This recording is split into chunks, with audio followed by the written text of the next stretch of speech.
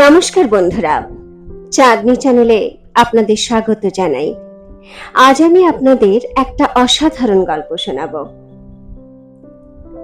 গল্পটির নাম ব্লসমস।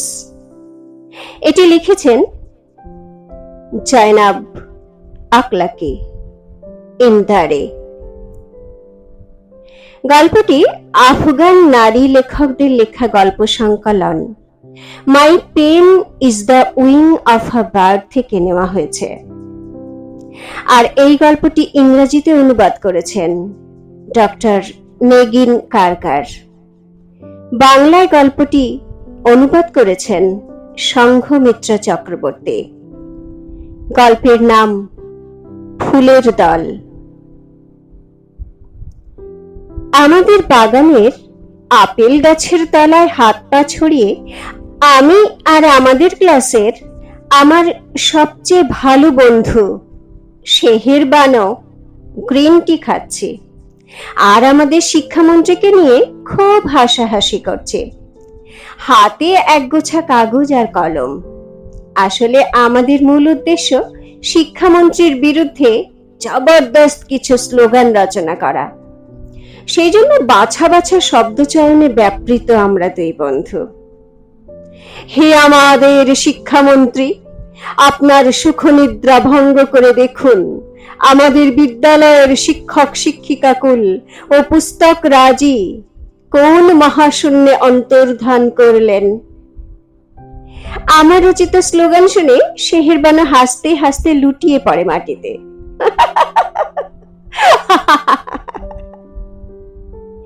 আমি তাড়াতাড়ি বলি, আরে ঠিক আছে ঠিক আছে, এটা শুনবো তাহলে। আমাদের শিক্ষামন্ত্রী কি এতই অযোগ্য যে তিনি তার প্রতিশ্রুতি রাখতে পারেন না? আমার মনে হলো এই স্লোগানটা মনে ধরবে ওর। কোথায় কি এত হাসতে লাগলো শেহেরবানো যে চোখে জল চলে এলো ওর। সাদা রুমালে চোখ মুছতে মুছতে বলল, আর একটু নরম করে লেখো না নেকবখত। তোর দরকার কি ওকে অত খাটানোর? আমাদের হেডমিস্ট্রেস যখন স্লোগান লেখার অনুমতি দিলেন আমাদের, একবারও তো বলেননি যে আমাদের খুশি রাখতে হবে শিক্ষামন্ত্রীকে। একটু রাগ হলো বন্ধুর ওপর। না না না, তা নয়, মোদ্দা কথা হলো আমরা ঠিক কি চাইছি তা শান্ত কিন্তু দৃঢ় গলায় ওর মাথায় ঢোকানো। কাজটা হাসিল করাই তো আমাদের আসল উদ্দেশ্য, নাকি? আমার হাত ছুঁয়ে শেহেরবানো। এই জন্য এত ভালো লাগে শেহেরবানোকে, এত ঠান্ডা মাথা ওর। অবশেষে বিস্তর মাথা ঘামিয়ে আমরা দুই বন্ধু মিলে একটা মুসাবিদা করে ফেলি। প্রিয় শিক্ষামন্ত্রী, আমরা পড়তে চাই, তাই আমাদের দরকার শিক্ষক শিক্ষিকা আর বই। লেখা হলে আমরা পরস্পরের দিকে তাকাই। শিক্ষামন্ত্রীকে যা বলতে চেয়েছিলাম, কিন্তু আমরা দুজন তা বলতে পারিনি পরিস্থিতির শিকার হয়ে। দৃষ্টি বিনিময়ের মধ্যে দিয়ে হয়ে গেল সেই অনুচ্চারিত কথা, আমি যদি কোনোদিন শিক্ষামন্ত্রী হতে পারি তাহলে দেখবি কোনো মেয়েই আর অশিক্ষিত থাকবে না। শেহেরবানু মজা করছে ভেবে একগাল হেসে ওর দিকে তাকাতে দেখলাম ও মোটেও হাসছে না, গম্ভীর দৃষ্টি মেলে তাকিয়ে আছে সামনের দিকে। ওর গম্ভীর ভাব ছুঁয়ে গেল আমাকেও। দিবা স্বপ্ন দেখা ছাড় শেহেরবানু, মনে রাখিস তুই আর আমি সামনের বছরই হাই স্কুল শেষ করছি। তার মানে হলো আমাদের পড়াশোনার এখানেই ইতি। ইউনিভার্সিটির দরজা তো মেয়েদের জন্য বন্ধ। শুধুমাত্র স্কুলের ভিত্তি নিয়ে তুই শিক্ষামন্ত্রী হবার আকাশ কুসুম দেখছিস। শেহেরবানো আমার দিক থেকে দৃষ্টি ফিরিয়ে তাকায় বাগানের নার্গিস ফুলগুলোর দিকে। তারপর বলে, এই ফুলের দলকে মনে রাখবি নেকবখত চিরকাল। এদের সাক্ষী রেখে আমি বলছি, আমি একদিন শিক্ষামন্ত্রী হবই হব। সমস্ত বাড়ির দরজায় কড়া নাড়ব, প্রত্যেক পরিবারের বাবা মাদের কাছে হাত জোড় করে অনুরোধ করব তারা যেন তাদের মেয়েদের স্কুলে পাঠান। আর ওই ফুলের মতো বাচ্চার দল যখন স্কুলে যাবে, ওদের সমস্ত বই খাতা পেন জোগাবো আমি। এত খাতা বই আর পেন দেব প্রতি বছর, যেন ওদের পিএইচডি ডিগ্রি করা পর্যন্ত সেগুলো কলিয়ে যায়। এই গম্ভীর বাতাবরণকে একটু হালকা করার প্রয়াসে আমি বললাম, তার মানে তুই বলতে চাইছিস আমাকে বছর ভর খাতা বই আর পেন জোগাতে জোগাতে তুই হন্যে হয়ে গেছিস। এবার হেসে ফেলে শেহের বানো। যা, সবইতেই ফাজলামি তোর, মোটেও সিরিয়াসনেস নেই। ফু দিয়ে আমার মাথার উপরে থাকা কুটো উড়িয়ে দেয় ও। বাড়ির ভেতর থেকে মায়ের গলার আওয়াজ ভেসে এলো। আমি উঠে পড়লাম। এখন মায়ের সঙ্গে কার্পেট বুনতে হবে। বেশিরভাগ দিনই কার্পেট বুনতে গিয়ে আমার স্কুল কামাই হয়ে যায়। কিচ্ছু করার নেই, আমাদের বোনা কার্পেট নিয়ে বাবা বাজারে যায় বিক্রি করতে, না হলে দানা পানি জুটবে কি করে? প্রিয় শিক্ষামন্ত্রী, উঠি তাহলে। আর বেশি দেরি হলে মা আমার স্কুল যাওয়া বন্ধ করে দেবে, তারপর বিয়ে দিয়ে দেবে একটা অশিক্ষিত ভেড়াওয়ালার সঙ্গে। আমি মজা করে মুখ বেঁকাই। শেহের বানু কিন্তু হাসে না আমার কথায়, একটু চুপ করে থেকে বলে, আমার মা কখনো চায় না আমার স্কুল কামাই হোক। বলবো মাকে তোর মার সঙ্গে কথা বলতে। কোনো লাভ নেই, লোকে কি বলবে সেই ভয়ে আমার মা আদমরা হয়ে থাকে সারাক্ষণ। এক কান দেয়ালে তো আর এক কান দরজায়। বোঝাতে পারিস না ওদের? বুঝবে না রে, এখন হয়তো আমার বিয়ের কথা ভাবছে না, কিন্তু যেই মাত্র পয়সার টান পড়বে অমনি আমার জন্য পাত্র দেখতে শুরু করবে। খুব ইচ্ছে করে তোর জন্য কিছু করতে, জানিস। কিচ্ছু করতে হবে না, শুধু সারা জীবন আমার পাশে থাকিস, তাহলেই হবে। জানিস কি আমার সুন্দরী বন্ধু, তোর জন্যই আমার স্কুলে যেতে এত ভালো লাগে। সত্যিই তাই, যেদিন স্কুলে যেতে পারি না আর কেঁদে কেটে চোখ মুখ ফুলিয়ে মন খারাপ করে বসে থাকি, সেদিন স্কুল ছুটির পর শেহের বানো পরীর মতো উড়তে উড়তে এসে কাদায় আটকানো গাড়ির মতো আমায় টেনে তুলে নিয়ে যায় বাগানে। আর আমাদের দুজনেরই প্রিয় আপেল গাছের তলায় বসে সারা দিন স্কুলে কি ঘটলো আর কি কি পড়া হলো সেই গল্প বলে। আমারও মন ভালো হয়ে যায় এক লহমায়। আমাদের বাঁধ ভাঙা হাসিতে ছুটে পালায় কাঠবেড়ালির দল। কয়েকদিন পরে মা আমাকে পাশের বাড়ি পাঠালো ওদের সঙ্গে বসে কার্পেট বুনতে। নাকি ওদের কার্পেট সেদিনই বোনা শেষ করতে হবে, তাই আর একটা বাড়তি দক্ষ হাতের খুব দরকার। টাকাও দেবে সেই বাবদ। সারা দিন চলে গেল ওখানে। যথারীতি শেহের বানু এলো স্কুলের পর। এবার কিন্তু আমাকে কেঁদে কেটে চোখ মুখ ফোলা অবস্থায় দেখে খুব রাগ করলো। নেকবখত, এতটুকু প্রতিবাদও কি তুই করতে পারিস না? বাড়িতে বসে কেঁদে চোখ মুখ ফোলানোর চেয়ে অনেক বেশি জরুরি স্কুলে যাওয়া। জানিস না আজ ইতিহাস আর ভূগোলের ক্লাস ছিল? চাই না আমাদের দেশের ওইসব বাজে বাজে ইতিহাস আর ভূগোল পড়তে। শুধু তো হিংসা, হানাহানি আর যুদ্ধের গল্প। আমার মাঝে মাঝে মনে হয় অন্য কোনো দেশে আমার জন্ম হলো না কেন। আমি ঝাঁঝিয়ে উঠলাম। তার কারণ আমাদের দেশের লোকেরা অশিক্ষিত। আমাদের দেশের রাজা মন্ত্রীরাও লেখাপড়ার ধার ধারে না, তারা পারে কেবল যুদ্ধ করতে। আর আমরা সাধারণ লোকেরাও নাচি তাদের কথায়। সবাই ভাবছে এখন যারা দেশ শাসন করছে তারা বুঝি পাল্টে গেছে, কিন্তু কি করে পাল্টানো সম্ভব যদি বইয়ের মর্ম ওরা বুঝতে না পারে? বই না পড়লে কারোরই উত্তরণ করতে পারে না। যেমন দেখ, আমাদের বাবা মারা যদি লেখাপড়া শিখতো তাহলে কি তোকে এত ঝামেলা সহ্য করতে হতো? তারা যখন সচেতন হতেন তখন ধরতে পারতেন শিক্ষার মূল্য কতখানি। আমাদের দেশের ইতিহাস বল বা ভূগোল এইরকম সর্বনাশের মুখোমুখি কখনো হতো না তারা। তাহলে বুঝলি নেকবখত, আমরা যদি সত্যি আমাদের দেশকে ভালোবাসি, আমাদের প্রত্যেককে বই পড়তে হবে, স্কুলে যেতে হবে, তবেই কোনো না কোনোদিন আমাদের দেশের ইতিহাস বদলাবে। শেহেরবানো ওর হাত রাখে আমার পিঠে। শেহেরবানোর উচ্চারিত প্রতিটি কথা অন্তঃস্থল থেকে বিশ্বাস করি আমি। আমিও চাই দেশের মানসিকতার পরিবর্তন হোক, কিন্তু অত বড় সমস্যার সামনে দাঁড়ানোর মতো মানসিক শক্তি কই আমার। আর তার সঙ্গে জুটেছে আমার ব্যক্তিগত ঝামেলা। চুপ করে থাকি আমি। এবারে ঝামেলাটা কি? শেহেরবানু আমার দিকে তাকায়।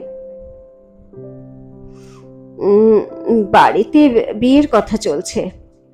ওই ক্ষুদাদাত ভেড়াওয়ালাটা এসেছিল বাবা মার সঙ্গে কথা বলতে। ও বাড়িতে আসা মানেই তো আর তোর বিয়ে হয়ে যাওয়া নয়। সেই জন্যই তো বলি নেকবখত, দাঁতে দাঁত চেপে আগে লেখাপড়া শেষ কর, তখনই পারবি তুই তোর বাবা মার মন বদলাতে।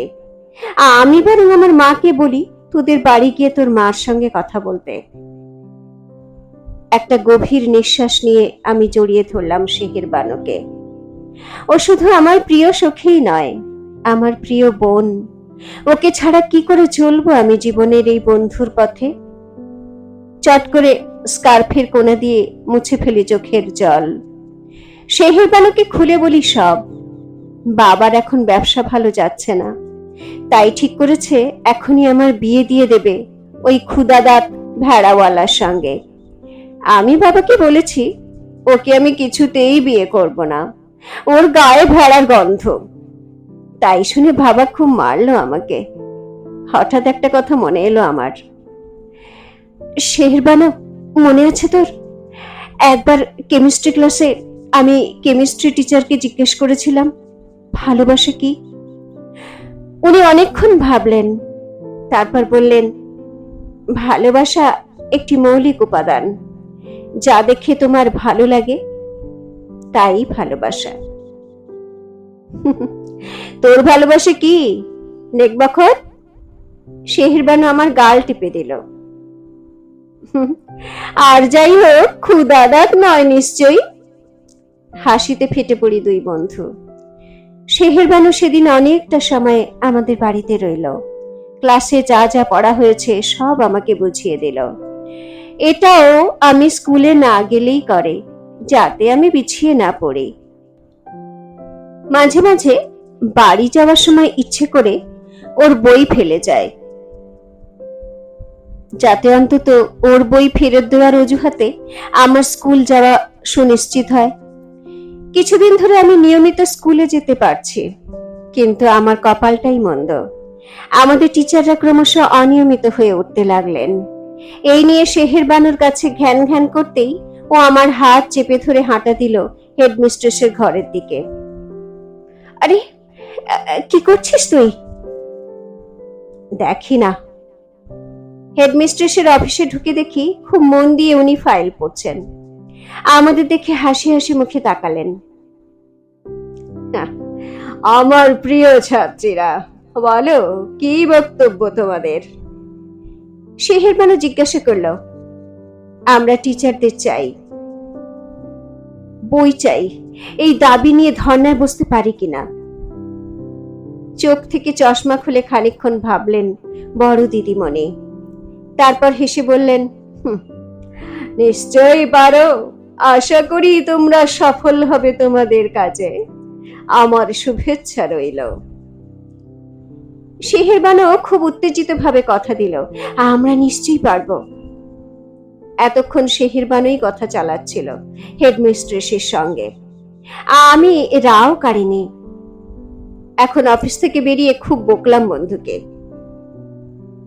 তুই অসম্ভবের পিছনে ছুটছিস শেহেরবানু, কতটুকু ক্ষমতা আমাদের।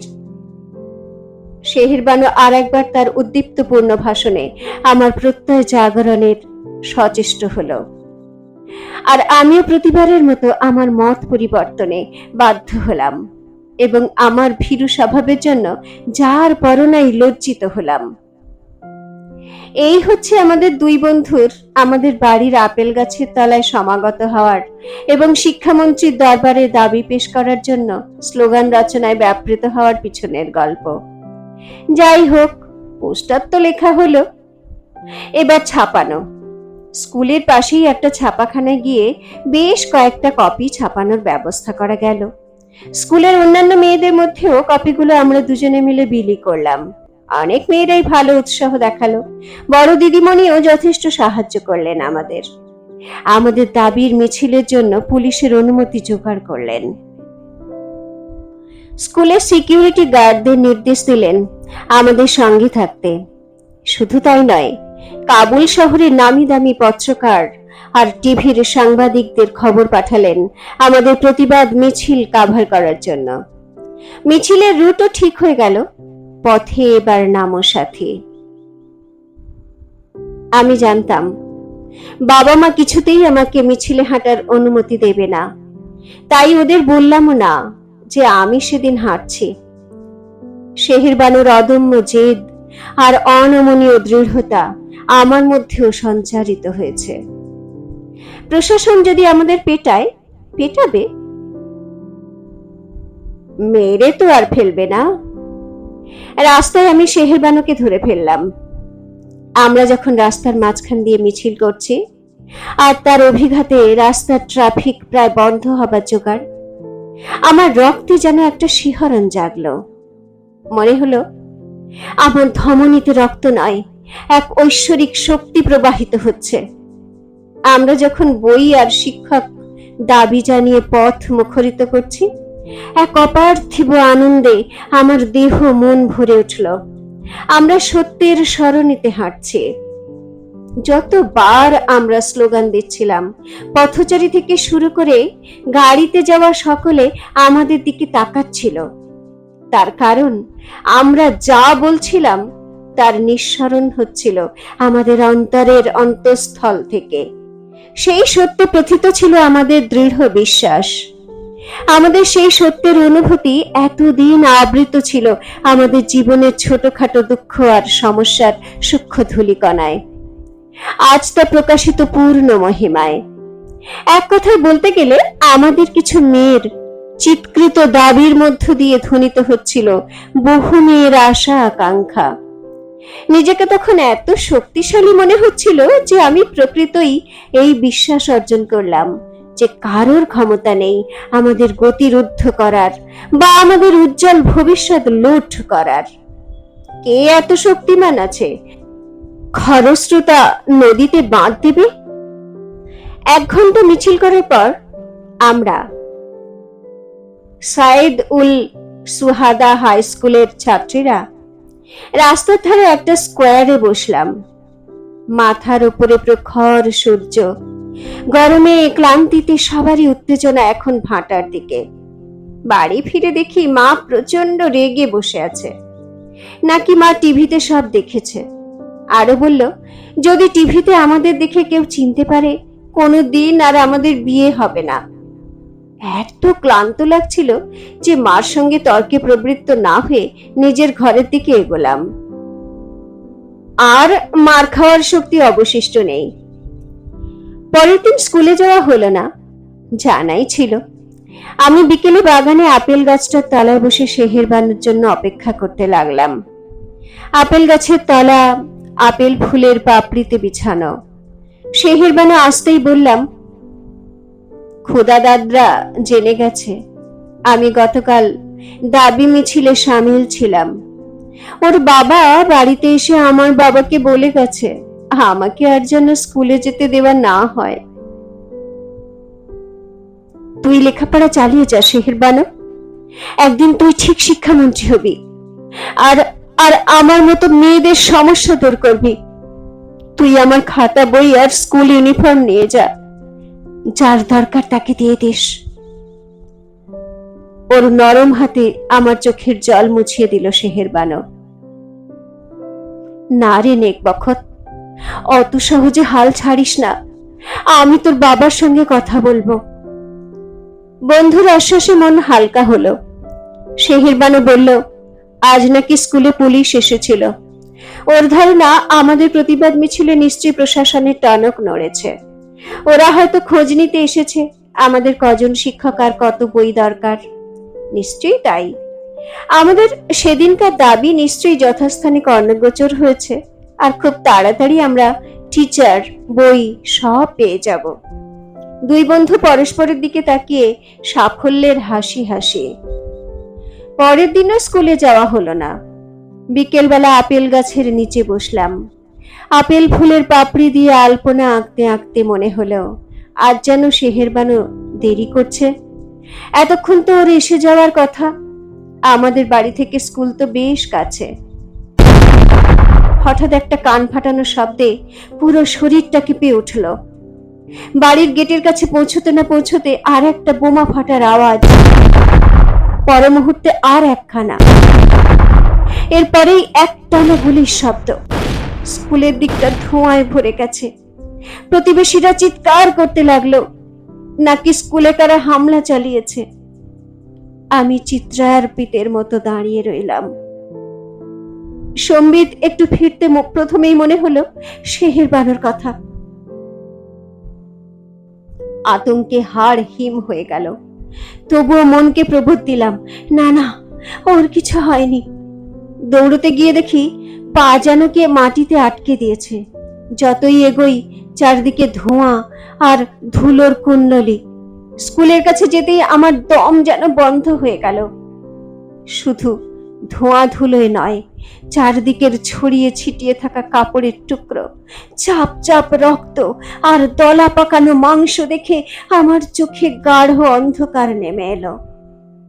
কোন রকমের যন্ত্রণা গেলে আমি ওইসব পাশ কাটিয়ে ঢুকে পড়লাম স্কুল চত্বরে। চারদিকে শুধু রক্ত আর রক্ত। ড্রেনের জলও লাল হয়ে গেছে রক্তে। কত কত বাবা, দাদা, ভাইয়েরা তাদের মেয়ে, বোন, দিদিদের দেহ ঘিরে চিৎকার করে কাঁদছে। কান্না, শুধু কান্না, গোটা স্কুল চত্বর জুড়ে। একটা আটপোড়া পাঁচিলের ধারে স্কুল ব্যাগ, বইপত্র ছড়িয়ে রয়েছে। পাশে একটা কুয়ো, তার দেওয়ালে লেখা নতুন করে খোঁড়া। ওই গভীর কুয়োতে এখন যথেষ্ট জায়গা করা হয়েছে, যেখানে আফগান স্কুলের মেয়েদের লেখাপড়া করে মাথা উঁচু করে বাঁচার সমস্ত স্বপ্ন কবর দেওয়ার স্থান সংকুলান হয়। লোকেরা তাদের বাচ্চাদের যা কিছু পড়ে আছে রক্তের ঘ্রাণ মেখে সব কিছু তুলে নিচ্ছে। আমিও ছড়ানো বই খাতা ভালো করে নিরীক্ষণ করতে করতে প্রার্থনা করি এর মধ্যে শেহেরবানুর খাতা বই যেন না থাকে। চারদিক তন্ন তন্ন করে খুঁজেও শেহেরবানুকে পেলাম না।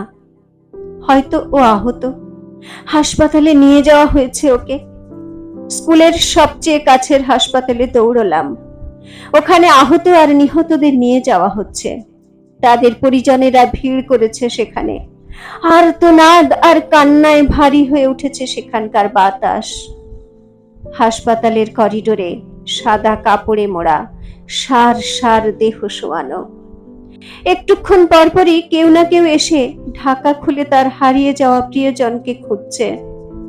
একজন বয়স্ক মানুষ একটার পর একটা ঢাকা খুলছে আর বিড়বিড় করে বলছে, না না, আমার কামিলা ভালো আছে, ও খুব ভালো মেয়ে, ও মরতেই পারে না। একদম শেষ ঢাকা খুলে তীব্র চিৎকার করে মাটিতে লুটিয়ে পড়লো অতখানি লম্বা চড়া মানুষটা। আমার মাথাটাও ঘুরে গেল। কোন রকমে পড়ে যাওয়া থেকে সামলালাম নিজেকে। একজন মা একটি ছোট্ট নিথর দেহ কোলে নিয়ে শূন্য চাহনিতে বসে আছে, অশ্রুহীন চোখ, সব কান্নাই গেছে ফুরিয়ে। এক ঝলক হতবুদ্ধি হয়ে বসে আছে একটি দেহের সামনে। আমি গিয়ে বলি,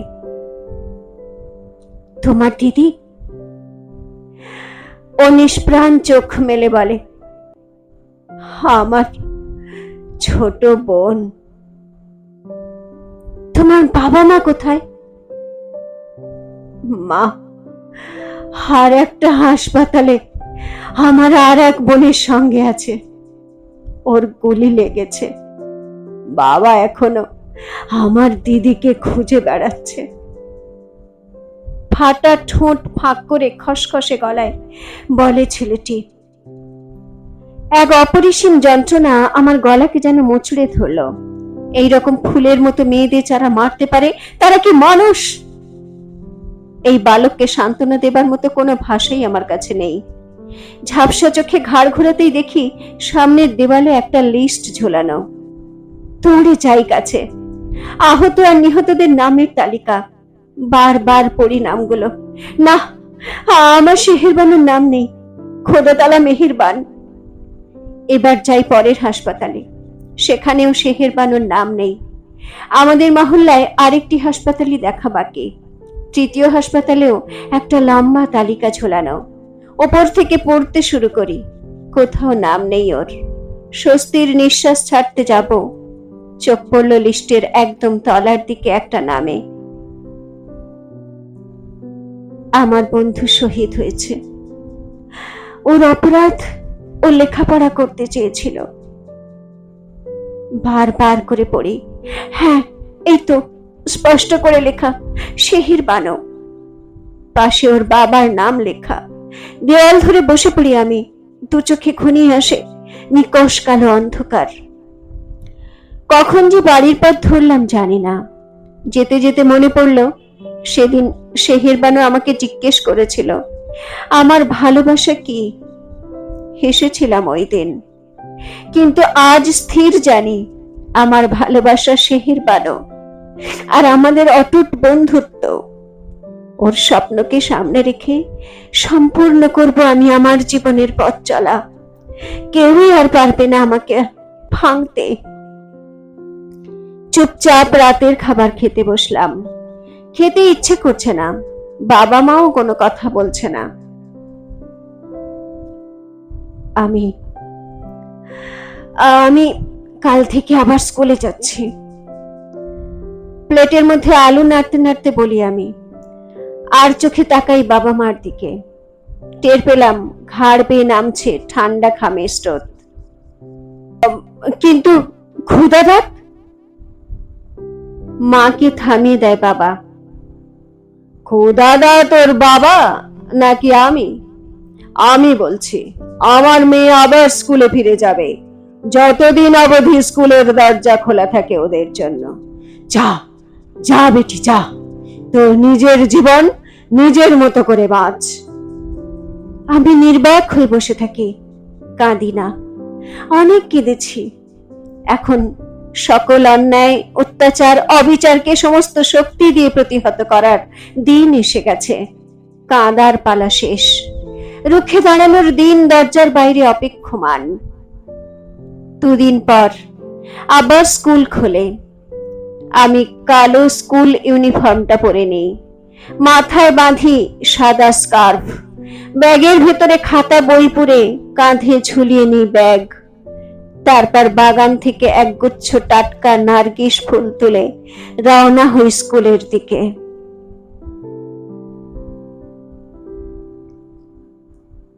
এই গল্পটি লেখা হয়েছে আফগান স্কুল ছাত্রীদের স্কুলে যাওয়ার অদম্য আকাঙ্ক্ষাকে সম্মান জানিয়ে এবং বিশেষ করে কাবুলের দাস্তি বর্জি অঞ্চলের অবস্থিত সাইদ উল সুহাদা স্কুলের বীর ছাত্রীদের কুর্নিশ জানিয়ে। গল্পটি 2021 সালের 8ই মে ওই স্কুলে ঘটে যাওয়া ঘটনার উপরে ভিত্তি করে রচিত। কেমন লাগলো বন্ধুরা গল্পটা? জানাতে ভুলবেন না আমাকে।